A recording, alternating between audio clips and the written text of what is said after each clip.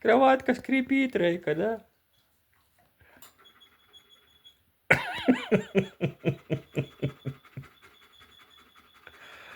Ой.